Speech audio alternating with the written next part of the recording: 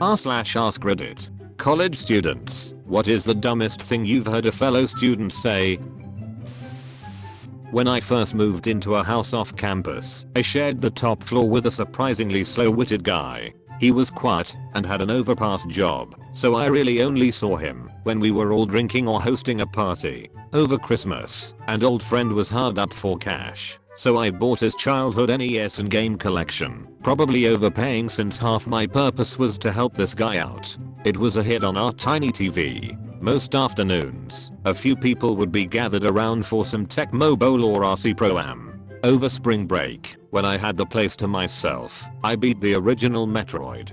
Good times. Then, near the end of the semester, just before dawn in the haze after a huge party, some strangers walk in and start hauling off our TV, stereo, etc. My upstairs floormate confronts them, and one of these shady intruders says, "We are with the electronics repair service. We'll have these back to you right away." This guy proceeds to hold the door and help them with our old VCR. Most of the house had theater majors, so studying particular performances was legitimate homework, and then my NES they even got the cartridges. But when they started hauling out CDs he finally became suspicious. The specific dumbest thing regarding strangers who show up at about 5 AM and start hauling off the most valuable items from our front room was, they told me they were the electronics repair crew, so I helped them get everything out to their van.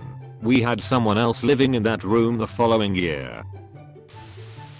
I was assigned a 2-person group project and a partner. She tells me straight up, "I'm too busy for this, you can do it." Tell her that's not how it works. She'll have to do her share. She doesn't care or respond to any further email on it. So I do all the work. Hand it in with a cover letter explaining she did nothing.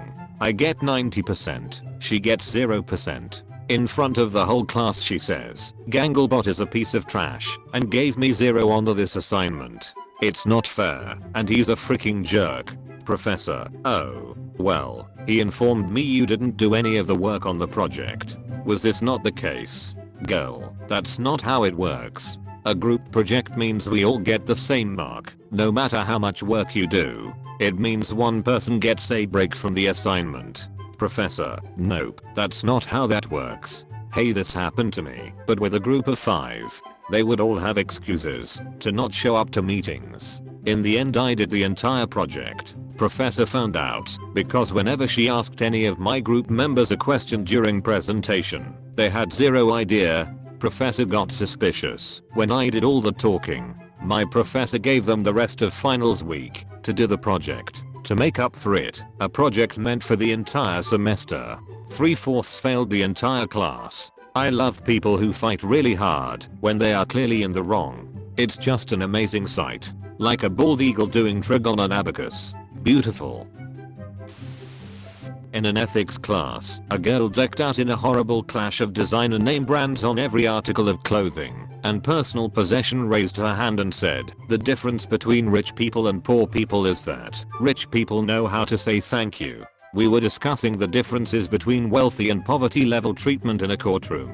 Also, in a final exam for a criminal procedure class, there was a typo. I forget what it said, but it was supposed to say mortal as in mortal wound. Everyone pretty much made out what it was supposed to say through the context of the sentence, except this one girl. She went up to ask the teacher what the misspelled word meant, and he announced to the class the correct spelling. She stood there and asked him what mortal meant. He just looked at her and said in the dead silence of a final exam, "You're a 4th-year criminal justice major in a criminal procedure class. I'm not going to explain to you what a mortal wound is." My professor colleague just posted on Facebook a few days ago that a student in his final exam asked him what the word leisure meant.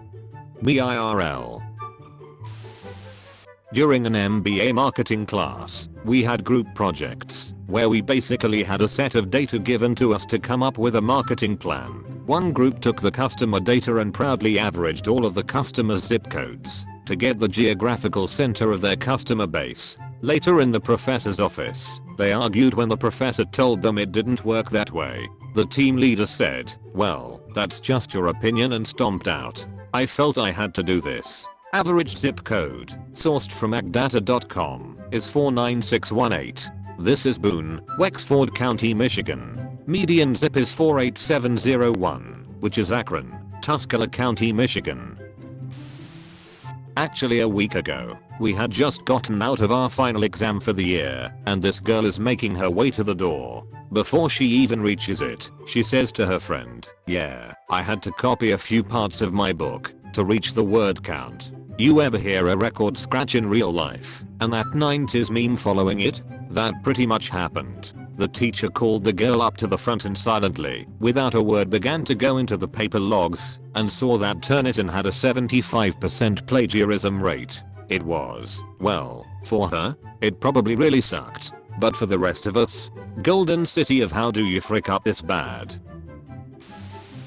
Oh geez. I think the dumbest thing I heard was yesterday in class, also in reference to a research paper. Background: we were assigned this paper on the first day of class and it's 30% of our final grade, more than our final. We got to choose our topic, and we've had meetings with our professor throughout the semester to help us along. She'd tell us if our topic was too broad/narrow, help us come up with questions to answer, talked us through our proposals individually, and even helped us with how and where to find the right materials tailored to our specific topics. We started presentations last week. It's a collaborative thing, where everyone shares their sources and findings, so that if someone else's topic is similar to yours, you can look at their source and polish out your paper. Papers are due next week. This girl presented yesterday. She goes up, and the first thing out of her mouth is, "I completely changed my topic 2 days ago, so now I'm doing insert topic instead." She then proceeds to tell us how all of her sources are going to be, as in I haven't done any freaking work yet and have nothing to present family members and stories she read as a kid. Not really particularly stupid out of context, but really dumb and irresponsible given all of the opportunity we had. It was in a math class when a teacher was trying to get a girl to understand that 1/3 is larger than 1/4, but she wasn't having any of it. According to her, 1/4 was larger because there are 4/4 to make a whole and only 3/3 to make 1/2. So there are more fourths. More is larger, therefore 1/4 is larger. Even when the teacher tore a piece of paper in 3 and another in 4, wrote 1/3 and 1/4 on the corresponding papers, threw everything away but 1/3 and 1/4, and asked her which is larger, she still went for the 1/4. Teacher sat down, didn't say anything for a minute, and then continued class. That was the first time I'd ever witnessed someone giving up on a person like that. I seem to remember A&W advertised third-pound burgers in comparison to the, I think, McDonald's quarter-pound burgers for the same price, but due to people thinking a third was smaller, no one bought them. Professor here. Student was upset that I didn't send him an email reminding him homework was due. I apologized and asked if there was anything else I could do for him. Maybe his laundry, grocery shopping, etc. He stormed out of the classroom. Other students laughed. Professor here, but I also work as a coach/advisor at a non-profit educational agency. One student of mine, who, bless his heart, annoys the living heck out of me with his self-pity, didn't show up to any of his orientations or registration appointments, and, as a result, couldn't start college on time. This is a community college that enrolls well over 28,000 students when you consider all the night classes and part-time kids as well. When discussing how he can't start on time cause he didn't get his stuff together and show up for it, he says, I can't believe they started class without me. He thought that a college that enrolls 28,000 students might have simply waited for him before starting. A friend of mine moved into a new place at the start of his second year and threw a big house party to celebrate. It was great. It was wild. Fun was had. While nothing got broken, his living room got messed up quite a bit. Pillows all over the place. Chair tipped over. I think someone made a fort out of pizza boxes. Anyway, I go round this dude's house about 5 months later, and the living room is largely in the same state I last saw it in at that party. In fact, so was lots of the house. It had barely been cleaned, mold was on a ton of their dishes, and there was a mushroom growing out of the wall in the bathroom. I asked him, why the heck hadn't they tidied any of it up, and he said, we figured we'd have another party again soon, so why bother cleaning up? This is why no one wants to rent to college kids.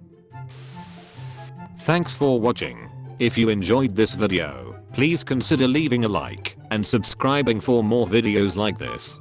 Don't forget to leave your stories in the comments below.